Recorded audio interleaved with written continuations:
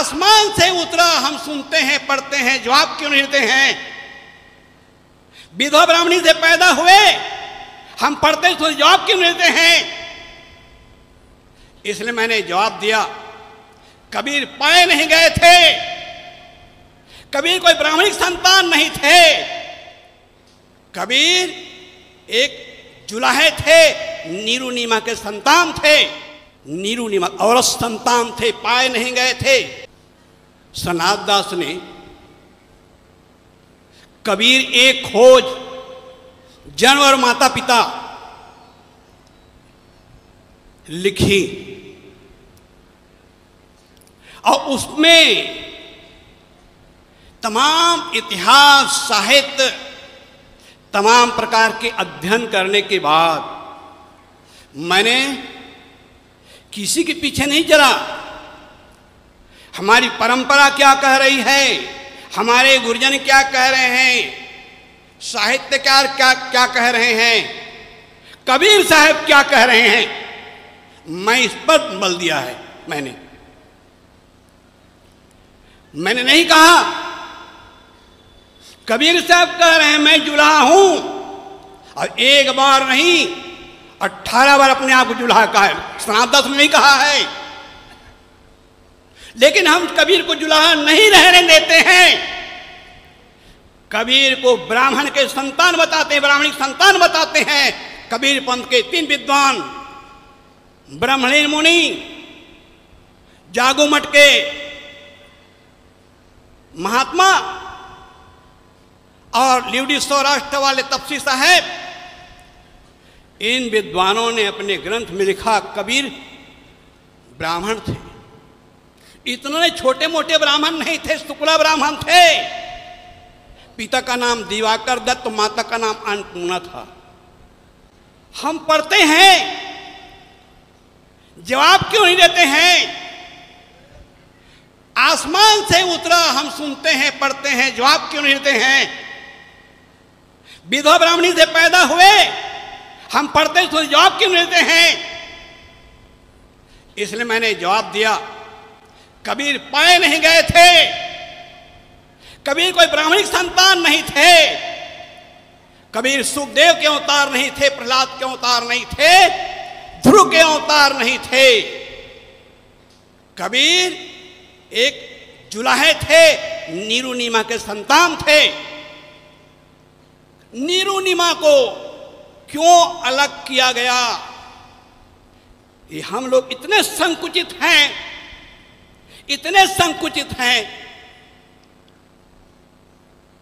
यहां तो इतना जातिवाद है, जस केले के पात पात पर पात, और ऐसे हिंदू के जात जात पर जात, और गधे के लात लात पर लात है।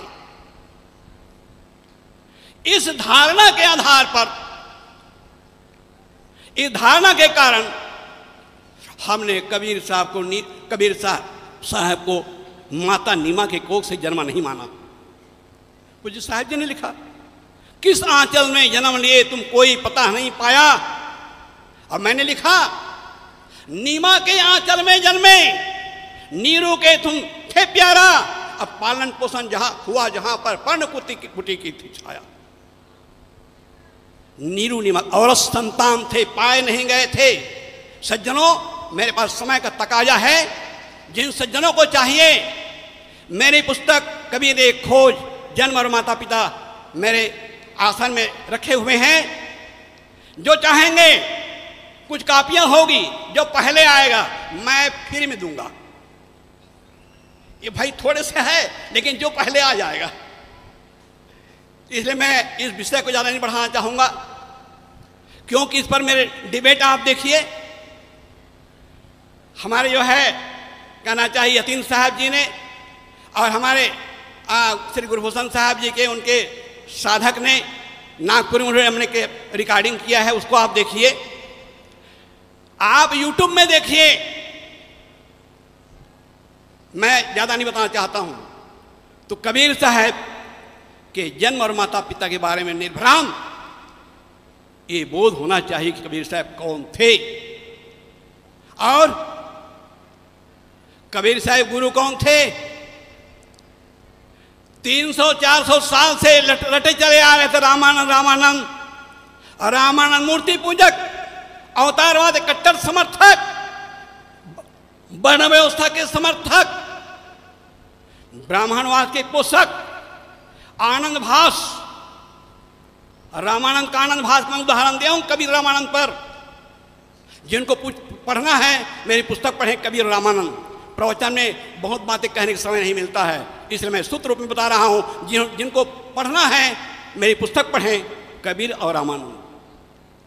मैंने प्रश्न उठाया है आज के इस वैज्ञानिक युग में जहां समता और समानता कानून बना हुआ है, आज कोई शंकराचार्य, कोई माधवाचार्य, कोई रामानुजाचार्य और कोई रामानंदाचार्य किसी जुलाहे को, कोई चमार को, भंगी को शिष्य बनने का तैयार नहीं है। तो आज से 700 साल पहले रामानंद ने कबीर जुलाहा को चेला कैसे बनाया, ये मेरा ज्वलंत सवाल है। और इसलिए इस पर भी मैं ज्यादा बोलना नहीं चाहूंगा। जिनको देखना है पुस्तक देखेंगे। अब आइए, कबीर कैसे थे सज्जनों? कबीर गूंगों की आवाज थे। हम गूंगे बहरे का जीवन जी रहे थे। दास प्रथा थी, आदमी बेचे खरीदे जाते थे और जिनको खरीद के लाया जाता था उनको इतनी यातनाएं दी जाती थी, अगर मर गए कह अपने भाग से मर गया। उस पर कोई 302 का मुकदमा नहीं चलता था। ऐसे पीड़ा आज हम जो गरज के बोल रहे हैं ना, अगर मनु का काला कानून चला होता तो जीभ काट ली जाती। मैं यही नहीं कह रहा हूं, गौतम धर्म सूत्र का वो श्लोक देखिए, अथहास वेद मुसुन्न तत्पुरुषभ्याम स्रोत परिपूर्णम उदाहरे जिभ्या से धारण शरीर भेदा। शूद्र के कान में वेद के मंत्र पड़ जाए, उसे खोलता हुआ तेल उसमें डाल देना चाहिए, उच्चारण करने पर जीभ काट ली जानी चाहिए और याद करने पर उसके 2 टुकड़े कर जान से मार डालना चाहिए।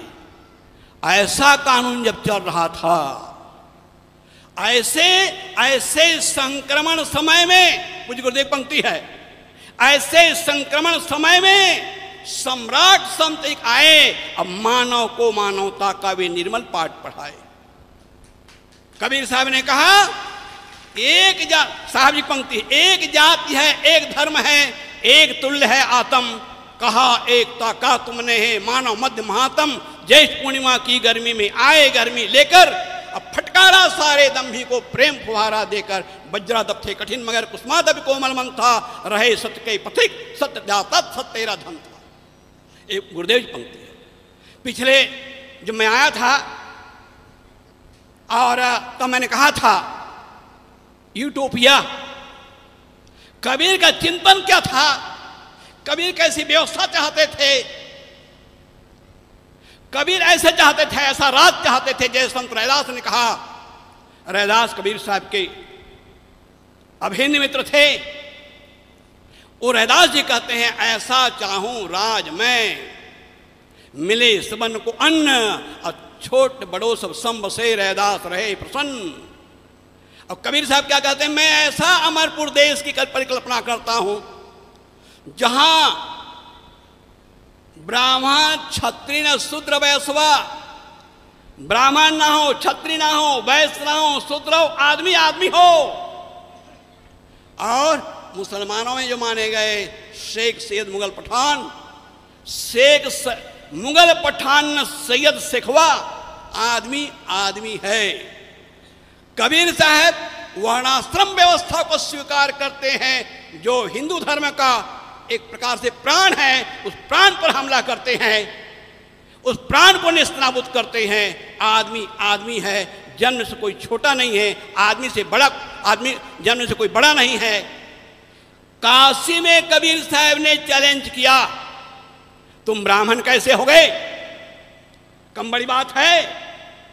आज से 600 साल पहले पैदा होने वाले कबीर ने काशी में चैलेंज साथ कहा था, तुम ब्राह्मण कैसे हो गए, अब शूद्र कैसे हो गए? क्या तुम्हारे शरीर में दूध की धारा बहती है? हमारे शरीर में लोहू है। हम का तो लोहू, तुम का दूध, और तुम का ब्राह्मण, हम का सूद। पंडित जनेऊ दिखाने लगे। कबीर साहब ने क्या जनेऊ दिखाते हो? जनेऊ किसने बनाया? चरखा चलाई, तकली चलाई? हम घर सूत तो नहीं निताना, सूत हम तैयार करते हैं और हमारे बनाए सूत को अपने गले में लटका कर हमें अछूत कहते हो। कितना बड़ा कलेजा रहा होगा, कितना बड़ा कलेजा रहा होगा कबीर ने, जो ऐसा दहाड़ कर काशी में कहा था।